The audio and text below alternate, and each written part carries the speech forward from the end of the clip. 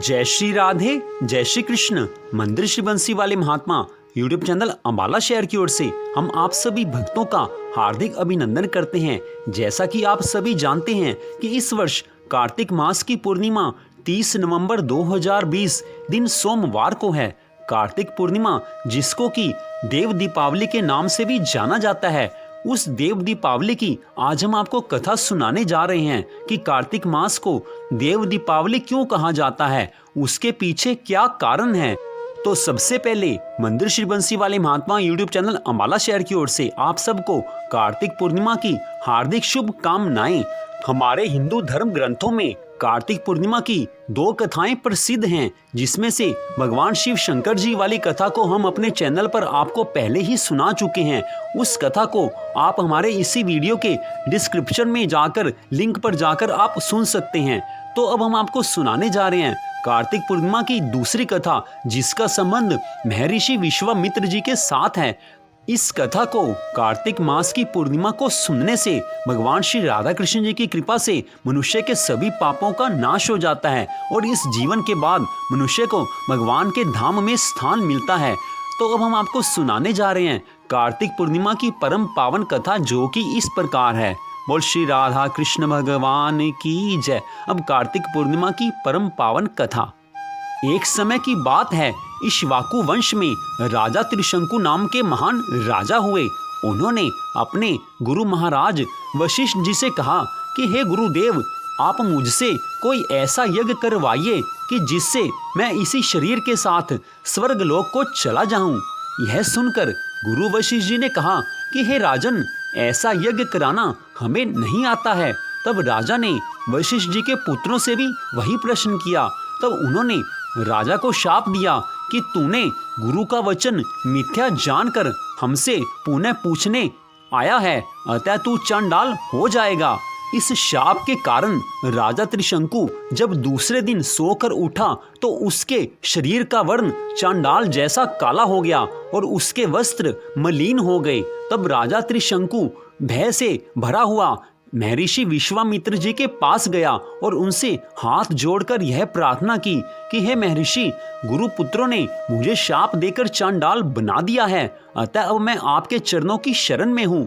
यह वचन सुनकर विश्वामित्र ने मुस्कुराते हुए कहा, हे राजन, तेरा स्वरूप तो नहीं बदला जा सकता, लेकिन मैं तेरे लिए इसी रूप में सदैव स्वर्ग भेज दूंगा। इतना कहकर महर्षि विश्वामित्र जी ने पृथ्वी भर के सब ऋषियों को अपने यहाँ आमंत्रित किया, परंतु उसमें वशिष्ठ जी के पुत्र नहीं आए। यह देखकर विश्वामित्र जी ने उन्हें शाप देकर डोम भाट बना दिया। उसके बाद महर्षि विश्वामित्र जी ने राजा त्रिशंकु से यज्ञ करवाया। उस यज्ञ में किसी भी देवता ने आहुति ग्रहण नहीं की। तब विश्वामित्र ने क्रोधित होकर राजा त्रिशंकु को अपने कमंडलू के जल से स्नान कराकर कहा कि अब तू मेरे तपोबल से स्वर्ग लोक को चला जा। हे राजन, त्रिशंकु चांडाल होते हुए भी महर्षि विश्वामित्र के तपोबल से इसी शरीर के साथ स्वर्ग लोक में चला गया। परंतु जब इंद्र ने देखा कि एक चांडाल भी स्वर्ग लोक का अधिकारी हो गया है, तब इंद्र ने उसे लात मारकर नीचे गिरा दिया। जब त्रिशंकु उल्टा होकर पृथ्वी पर आने लगा, तब उसने विश्वामित्र जी से पुकार कर कहा, हे महर्षि, इंद्र ने मुझे लात मारकर स्वर्ग लोक से नीचे गिरा दिया है, इसलिए आप मेरी शीघ्र ही रक्षा कीजिए। यह सुनकर महर्षि विश्वामित्र जी त्रिशंकु से कहने लगे, तू नीचे ना आ, वहीं रुका रह।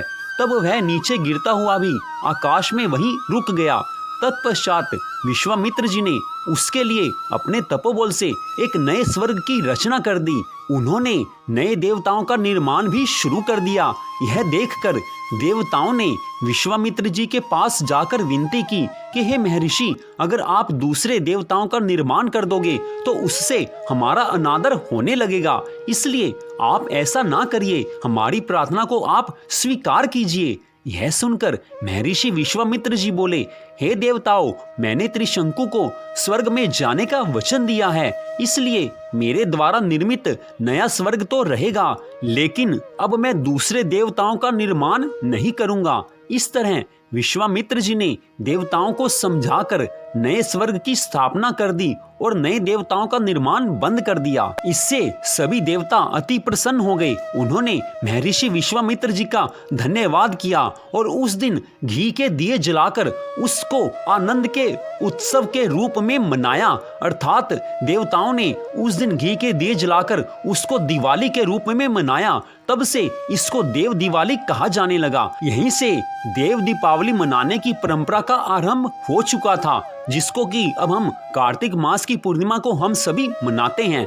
तो इस कथा को सुनने से, कार्तिक पूर्णिमा के दिन इस कथा को सुनने से भगवान की अनंत कृपा मिलती है और मनुष्य को इस जीवन में सुख संपत्ति और आनंद तो मिलता ही है, लेकिन इस जीवन के बाद उसको भगवान के धाम में स्थान मिलता है, जो कि मनुष्य जीवन का सबसे बड़ा लक्ष्य है। तो मंदिर श्री बंसी वाले महात्मा यूट्यूब चैनल अंबाला शहर की ओर से आपने कार्तिक मास की पूर्णिमा की इस कथा को सुना। कार्तिक मास की पूर्णिमा की भगवान शिव शंकर जी से संबंधित दूसरी कथा को सुनने के लिए आप हमारी इसी वीडियो के डिस्क्रिप्शन में जाकर लिंक को खोलिए और भगवान शंकर जी की कथा को भी अवश्य सुनिए। तो आप सबका हार्दिक धन्यवाद। आपसे एक छोटा सा निवेदन कि श्रीमद् भागवत महापुराण की कथा को भी हम 1 दिसंबर 2020 दिन मंगलवार से अपने चैनल पर डालना शुरू कर रहे हैं। तो आपसे निवेदन है कि श्रीमद् भागवत महापुराण की कथा को भी 1 दिसंबर से प्रतिदिन आप हमारे चैनल पर अवश्य सुनिए। आप सबका हार्दिक धन्यवाद। भगवान श्री राधा कृष्ण जी की कृपा सदा सर्वदा आप सब पर बनी रहे, इसी मंगल कामना के साथ जय श्री राधा कृष्ण भगवान जी की जय। कार्तिक मास पूर्णिमा की जय। जय श्री राधे, जय जय श्री राधे, जय जय श्री राधे श्याम।